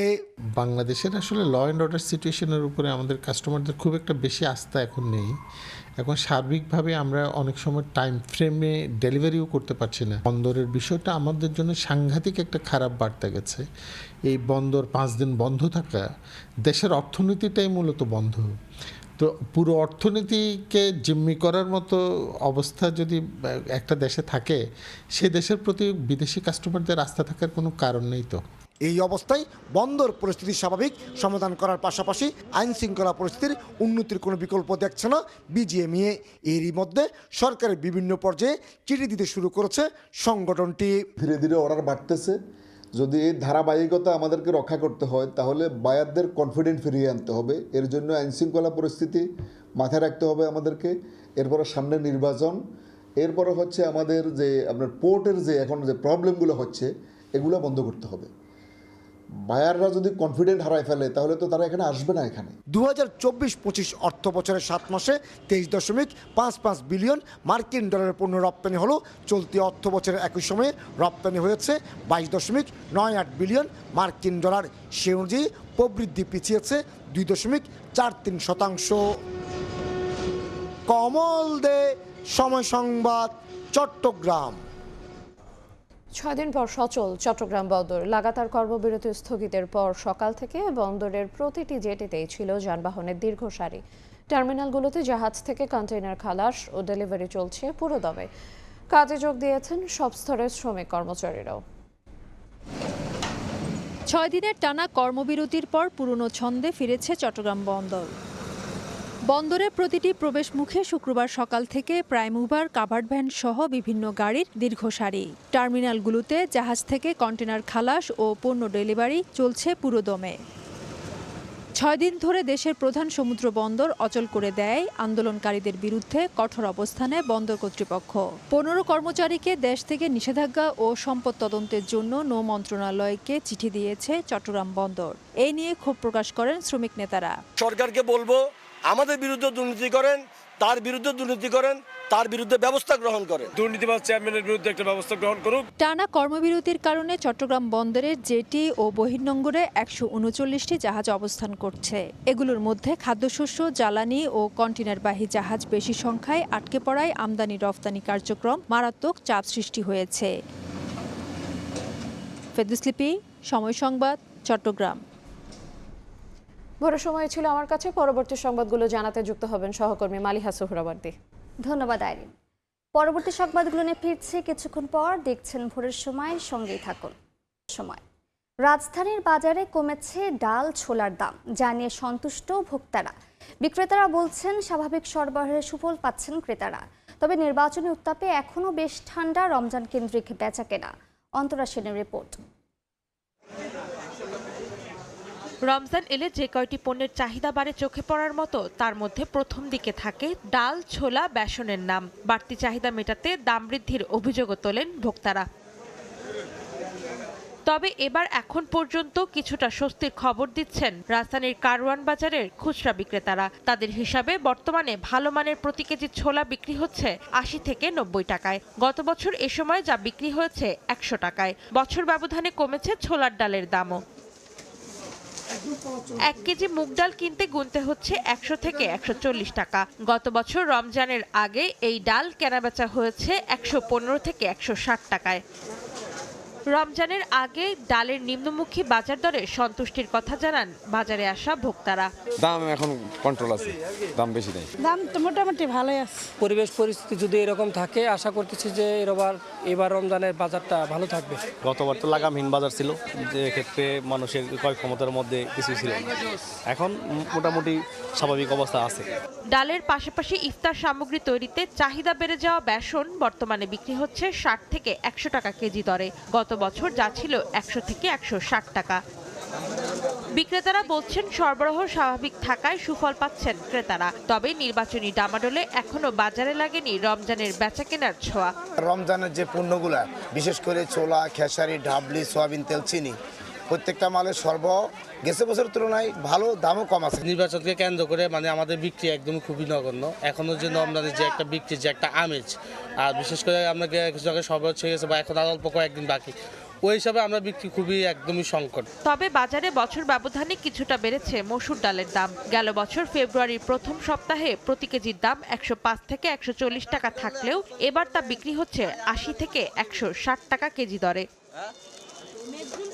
অন্তরা সেন, সময় সংবাদ, ঢাকা। কুমিল্লার গোমতী নদীর চরে আলু ও কুমড়া একসঙ্গে চাষে এবার ভালো ফলন হলেও সব চাষির মুখে হাসি নেই। কিছু জমির আলু ফেটে যাওয়ায় ক্ষতির মুখে পড়েছেন অনেক কৃষক। ক্ষতিগ্রস্তদের প্রয়োজনীয় পরামর্শ ও সহযোগিতা দেওয়ার আশ্বাস স্থানীয় কৃষি বিভাগের। কুমিল্লা থেকে বাহার রাইহানের তথ্য ও ছবি নিয়ে রিপোর্ট। কুমিল্লার গোমতী নদীর তীরবর্তী চরাঞ্চলে বালুমাটির বুকে একসাথে আলু ও কুমড়া চাষ করেছেন কৃষকেরা। অনুকূল আবহাওয়ায় আলুর বড় গাছ ও ফলনও হয়েছে ভালো। তবে কিছু জমিতে দেখা দিয়েছে ভিন্ন চিত্র। মাত্রাতিরিক্ত ও অপ্রয়োজনীয় সারের ব্যবহারের কারণে অনেক আলু ফেটে নষ্ট হয়ে গেছে। এতে লোকসানের মুখে পড়েছেন কৃষকেরা। অনেকের আলু ক্ষেতের জমিনে সবে ফাড়া, আবার কেউ অল্প ফাড়ছে। 2 আড়াইকানি জমি আজকে উঠাইছি, মনে করেন যে 3 ঘন্টা জমি মনে ভালো হয়েছে, আর যে মনে করেন যে 2 কানির জমির মতন মনে করেন যে অর্ধেকের চেয়ে বেশি ফাড়া। আমরা বলাতে ভুরুন সার ব্যবহার করছে, এখানে কিন্তু ওই যে ডিলার বাজে কোম্পানির ভুরুন সারটা দিছে। ক্ষতিগ্রস্ত কৃষকদের প্রয়োজনীয় পরামর্শ ও সহযোগিতা দেওয়ার আশ্বাস দিয়েছে স্থানীয় কৃষি বিভাগ। কৃষকদের পরামর্শ ছিল যে আপনারা অবশ্যই বীজটা শোধন করে নেবেন। বীজ শোধন একটা যদি করা যায় তাহলে অনেক মাত্রায় রোগ পোকামাকড়ের রোগের বিশেষ করে উপকার হয়, রোগটা কম আসে। চলতি মৌসুমে কুমিল্লার গোমতীর চরে 751 হেক্টর জমিতে আলু রোপণ হয়েছে।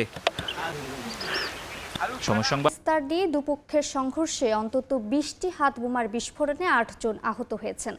শুক্রবার বিকেল থেকে সন্ধ্যা পর্যন্ত সদর উপজেলার রাস্তি ইউনিয়নের পশ্চিম রাস্তি এলাকায় এই সংঘর্ষের ঘটনা ঘটে। প্রত্যক্ষদর্শীরা জানান, আধিপত্য বিস্তার নিয়ে দীর্ঘদিন ধরে সেলিম হাওলাদার ও সোহরাব ব্যাপারীর মধ্যে বিরোধ চলে আসছিল। এর জেরে দুপক্ষের লোকজন দেশীয় অস্ত্র নিয়ে সংঘর্ষে জড়ায়। 20টি হাতবোমার বিস্ফোরণ ঘটানো হয়। খবর পেয়ে ঘটনাস্থলে পৌঁছে পরিস্থিতি নিয়ন্ত্রণে আনে পুলিশ ও সেনাবাহিনী। সংঘর্ষে গুরুতর আহত একজনকে ঢাকা মেডিকেলে পাঠানো হয়েছে।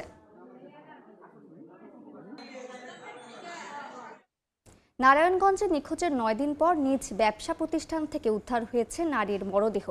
এ ঘটনায় তার স্বামীকে আটক করা হয়েছে। শুক্রবার বিকেলে শহরের আমলাপাড়া এলাকায় পরি বিউটি পার্লারের টয়লেট থেকে কামরুল নাহার ইতির মরদেহ উদ্ধার করা হয়। স্বজনরা জানান, গত 28 জানুয়ারি খোঁজ মিলছিল না ইতির। সন্ধান না পেয়ে ফতুল্লা মডেল থানায় জিডি করা হয়। শুক্রবার দুপুরে বন্ধ পার্লারের ভেতর থেকে দুর্গন্ধ বের হয়। বিষয়টি ইতির স্বজন ও থানায় জানান বাড়ির মালিক। পরে পার্লারের দরজার তালা ভেঙে ইতির অর্ধগলিত মরদেহ উদ্ধার করে পুলিশ। জিজ্ঞাসাবাদের জন্য ইতির স্বামী আনোয়ার হোসেন সেন্টুকে আটক করা হয়।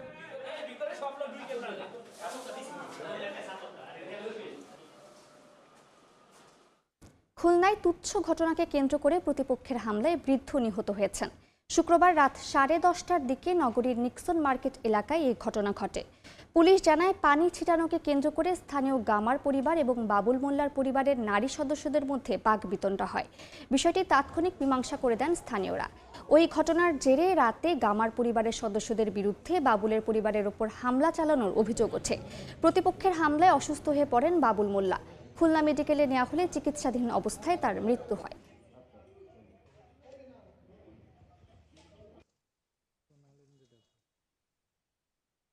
সে পাড়ি জমিয়েছেন প্রখ্যাত বাউল শিল্পী সুনীল কর্মকার।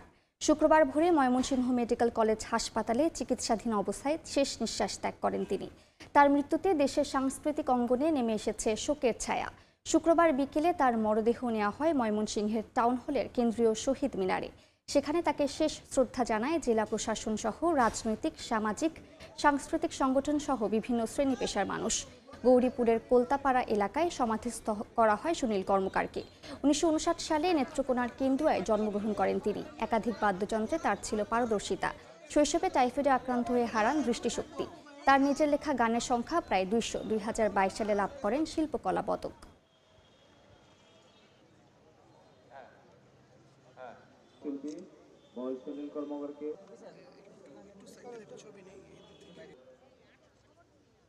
মাদারীপুরে পুকুরের পানিতে ডুবে 2 বছরের শিশুর মৃত্যু হয়েছে। শুক্রবার সকালে শিবচর পৌরসভা 9 নং ওয়ার্ডের খানকান্দিতে ঘটনা ঘটে। স্বজনরা জানায়, বাড়ির পাশে খেলতে গিয়ে নিখোঁজ হয় শিশু আদনান। পরে পুকুরে ভাসমান অবস্থায় দেখতে পেয়ে তাকে উদ্ধার করে উপজেলা স্বাস্থ্য কমপ্লেক্সে নেন পরিবারের সদস্যরা। পরীক্ষা নিরীক্ষা বিদ্যালয়ের আইন বিভাগে অনুষ্ঠিত হয়েছে 5ম নিলস চবি রিজিনাল মুড কোর্ট প্রতিযোগিতা। The network for international law স্টুডেন্টসের আয়োজনে আঞ্চলিক পর্যায়ের প্রতিযোগিতায় চট্টগ্রাম বিভাগের বিভিন্ন বিশ্ববিদ্যালয় ও ল কলেজের শিক্ষার্থীরা অংশ নেন। প্রতিযোগিতায় শিক্ষার্থীরা কাল্পনিক মামলার ভিত্তিতে আদালতের বাস্তব পরিবেশ অনুকরণ করে লিখিত যুক্তি প্রস্তুত ও বিচারকের সামনে মৌখিকভাবে নিজেদের মামলা উপস্থাপন করেন। প্রতিযোগিতায় চ্যাম্পিয়ন হয় চট্টগ্রাম বিশ্ববিদ্যালয়ের টিম ভেরিতাস ভিনসিত, আর রানার আপ হয় সাউদার্ন ইউনিভার্সিটি বাংলাদেশের টিম লুব্ধক।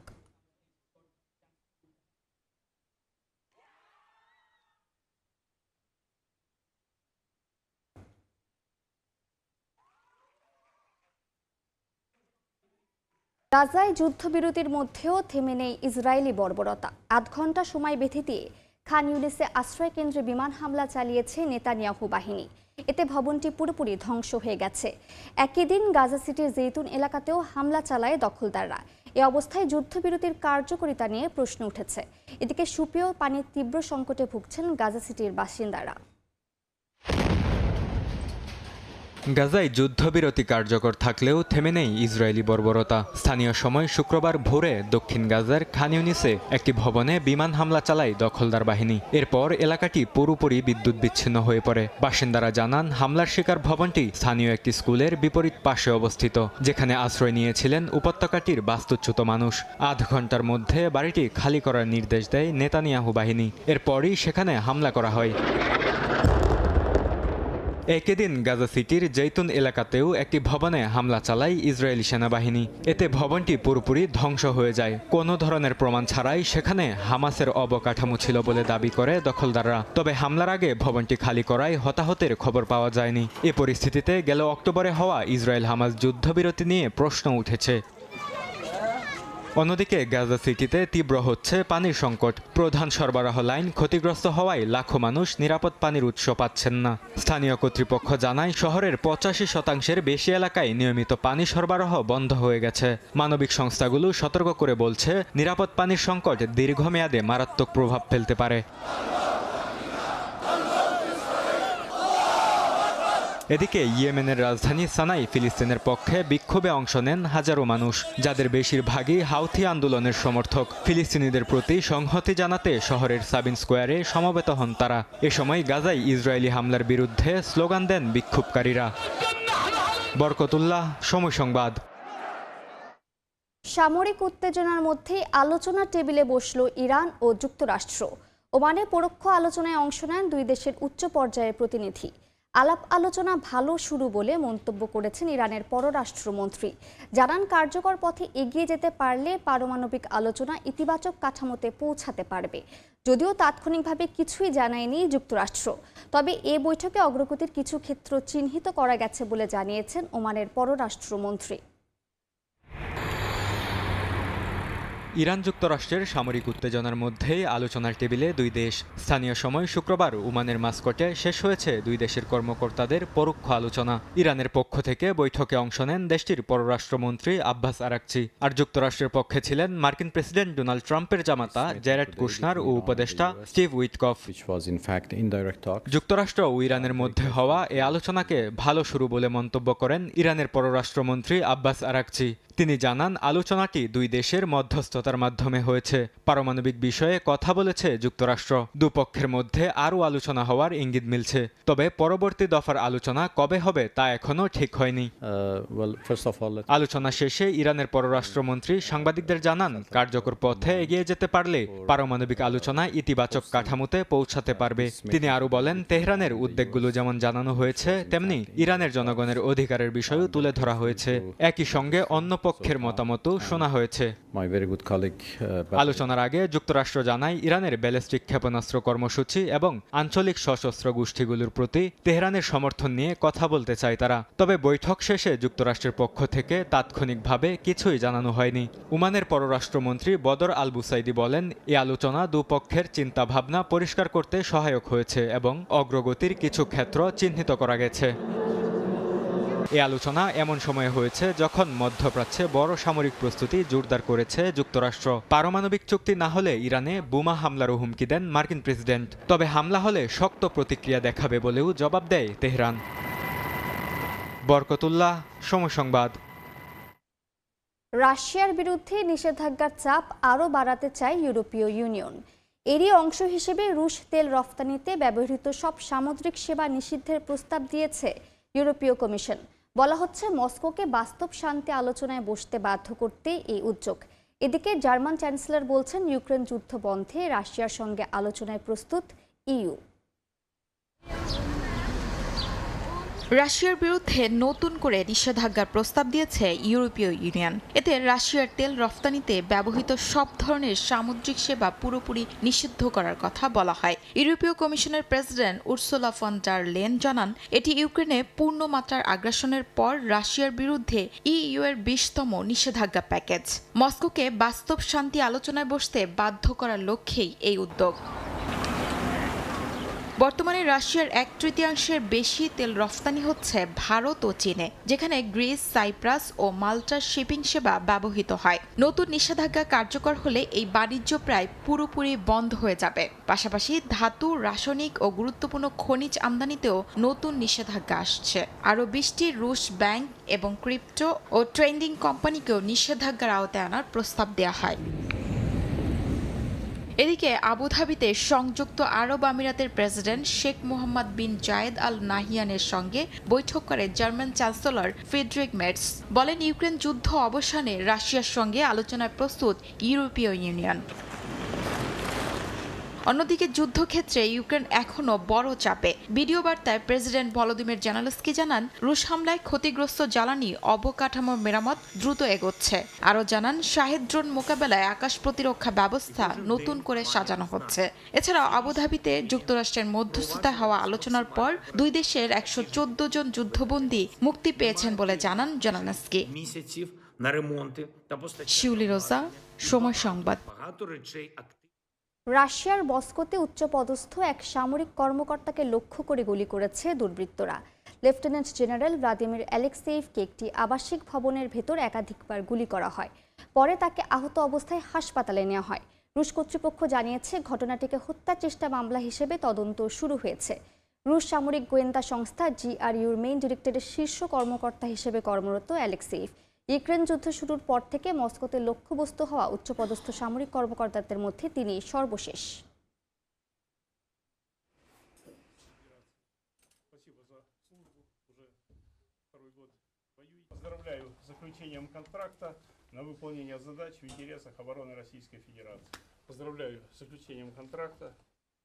পাকিস্তানের ইসলামাবাদে আত্মঘাতী বোমা হামলায় অন্তত ৩১ জন নিহত হয়েছেন, আহত ১৫০ শতাধিক। শুক্রবার স্থানীয় সময় দুপুরে টারলাই কালান এলাকায় জুমার নামাজের সময় একটি মসজিদের সামনে এই আত্মঘাতী বিস্ফোরণের ঘটনা ঘটে। পুলিশ জানায় নিরাপত্তা রক্ষীরা হামলাকারীকে ভেতরে ঢোকার আগেই বাধা দেয়, ফলে মসজিদের ভেতরে বড় ধরনের প্রাণহানি এড়ানো গেছে। বিস্ফোরণে মসজিদের গেট ক্ষতিগ্রস্ত হয়েছে, আশপাশের ভবনের জানালার কাঁচ ভেঙে গেছে। পুলিশের ধারণা হামলাকারী ফিতনা আল খাওয়ারিজ গোষ্ঠীর সদস্য।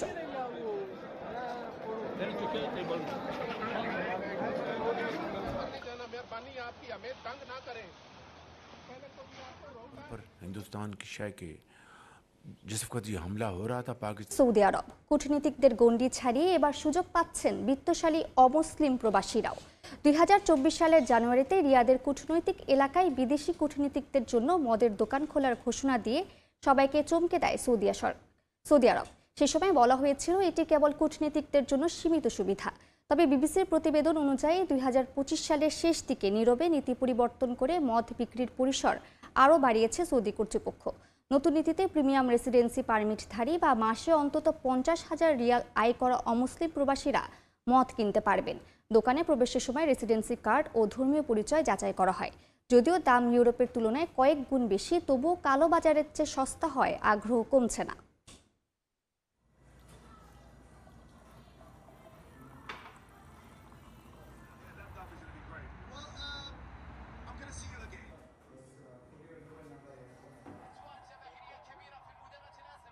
ভয়ঙ্কর যৌন অপরাধী জেফ্রি এপস্টেইন ইস্যুতে সাবেক ব্রিটিশ মন্ত্রী পিটার মেন্ডেলসনের বাড়িতে তল্লাশি চালিয়েছে পুলিশ। স্থানীয় সময় শুক্রবার উইল্টশায়ার ও লন্ডনের ক্যামডেন এলাকার দুটি বাড়িতে এই অভিযান চালানো হয়। এপস্টেইন সম্পর্কিত তথ্য প্রকাশে হুমকিতে পড়েছে ব্রিটিশ প্রধানমন্ত্রী কিয়ার স্টারমারের নেতৃত্ব। বিশেষজ্ঞরা বলছেন, যদিও স্টারমার ক্ষমা চেয়েছেন, তবে তার প্রশাসনের ভবিষ্যৎ অনিশ্চিত। এপস্টেইন ফাইলের জেরে প্রশ্নের মুখে পড়েছে যুক্তরাষ্ট্রের অলিম্পিক নেতৃত্ব। স্থানীয় সময় শুক্রবার ব্রিটিশ মন্ত্রী পিটার ম্যান্ডেলসনের দুটি বাড়িতে তল্লাশি চালিয়েছে পুলিশ। মেট্রোপলিটন পুলিশের ডেপুটি অ্যাসিস্ট্যান্ট কমিশনার জানান, এটি কুখ্যাত যৌন অপরাধী জেফ্রি এপস্টেইনের সঙ্গে তার সম্পর্ক থেকে সম্ভাব্য অনিয়মের অভিযোগ তদন্তের অংশ।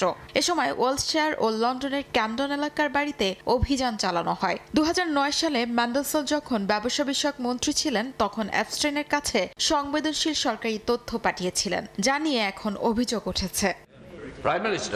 ব্রিটিশ প্রধানমন্ত্রী কিয়ার স্টারমারের নেতৃত্ব নিয়ে নতুন করে রাজনৈতিক ঝড় উঠেছে। রাজনৈতিক বিশেষজ্ঞরা মনে করছেন, সাবেক মন্ত্রী পিটার ম্যান্ডেলসনের জেফ্রি এপস্টেইন সম্পর্কিত তথ্য প্রকাশের ঘটনা স্টারমারের ক্ষমতা মারাত্মকভাবে দুর্বল করেছে। ম্যানচেস্টার বিশ্ববিদ্যালয়ের অধ্যাপক রবফোর্ডের মতে, কিয়ার স্টারমার এখন রিংয়ের কোণে দাঁড়িয়ে থাকা একজন বক্সারের মতো। তার প্রশাসন আজই পতিত হতে পারে বা কয়েক মাস কিংবা বছর পরেও টিকে থাকতে পারে। এদিকে এপস্টেইন ইস্যুতে যুক্তরাষ্ট্রের অলিম্পিক ও প্যারালিম্পিক কমিটিতে প্রভাব পড়েছে। চেয়ারম্যান জিন সাইকোস বলেছেন, তিনি এখনও 2028 লস অ্যাঞ্জেলেস অলিম্পিকে নেতৃত্বে পূর্ণ আস্থা রাখেন। তবে প্রকল্পের প্রধান কেইসি ওয়াসারম্যানের পদত্যাগের দাবি উঠেছে, কারণ ওয়াসারম্যানের নামও এপস্টেইনের ফাইলে যুক্ত আছে। আর ওয়াসারম্যান ক্ষমা চেয়ে জানান, তার সঙ্গে জড়িত চিঠিপত্রগুলো এপস্টেইনের ভয়ানক অপরাধের অনেক বছর আগেরকার। শিউলি রোজা, সময় সংবাদ। গ্রিনল্যান্ডে কূটনৈতিক দফতর চালু করেছে কানাডা ও ফ্রান্স। ট্রাম্পের গ্রিনল্যান্ড দখল পরিকল্পনার পর এই উদ্যোগকে ন্যাটো মিত্রদের স্পষ্ট সমর্থন হিসেবে দেখা হচ্ছে। আর্কটিকে সামরিক উপস্থিতি এবং অবকাঠামো উন্নয়নে 74 কোটির বেশি মার্কিন ডলার বিনিয়োগের প্রতিশ্রুতি দিয়েছে কানাডা সরকার।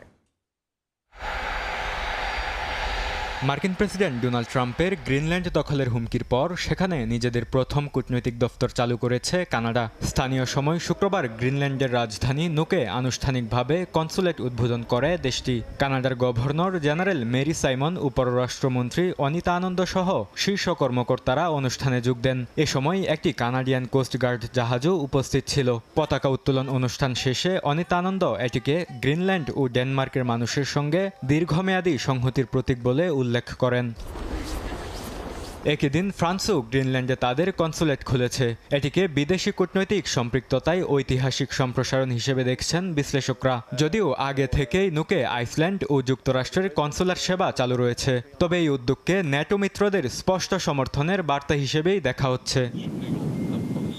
এর আগে জাতীয় নিরাপত্তার স্বার্থে যুক্তরাষ্ট্রের গ্রিনল্যান্ড দরকার বলে জানিয়েছেন মার্কিন প্রেসিডেন্ট ডোনাল্ড ট্রাম্প। পরে সুর নরম করে ডেনমার্ক, ইউরোপীয় মিত্র ও কানাডার সঙ্গে আলোচনার আগ্রহ প্রকাশ করেন তিনি। বিশ্লেষকরা বলছেন, গ্রিনল্যান্ড ও আর্কটিক অঞ্চলের সঙ্গে কানাডার ঘনিষ্ঠ ভৌগোলিক ও সাংস্কৃতিক সম্পর্কের কারণে এই কনসুলেটের গুরুত্ব অনেক। কানাডা সরকার আর্কটিকে সারা বছর ধরে সামরিক উপস্থিতি এবং অবকাঠামো উন্নয়নে ৭৪ কোটিরও বেশি মার্কিন ডলার বিনিয়োগের প্রতিশ্রুতি দিয়েছে। বরকতুল্লাহ, সময় সংবাদ। ইতালির মিলানে পর্দা উঠেছে মিলানো কর্টিনা শীতকালীন অলিম্পিক 2026-এর। শহর ও পাহাড়ি জীবনের প্রতিফলনে সাজানো হয়েছে এবারের আসর, যা ঐক্য ও সম্প্রীতির বড় বার্তা দিচ্ছে। তবে একই দিন অলিম্পিকের পরিবেশগত ও আর্থিক ক্ষতির বিরুদ্ধে রাস্তায় নামেন হাজারো মানুষ। স্থানীয় সময় শুক্রবার সন্ধ্যায় ইতালির মিলান শহরে উদ্বোধনী অনুষ্ঠানের মাধ্যমে শুরু হয়েছে 2026 সালের শীতকালীন অলিম্পিক। সান সিরো স্টেডিয়ামে শুরু হয় এর মূল আনুষ্ঠানিকতা। শহর ও পাহাড়ি জীবনের সমন্বয়ে সাজানো হয়েছে এবারের আসর, যা ঐক্য ও সম্প্রীতির বার্তা প্রচার করবে বলে মনে করছেন আয়োজকরা।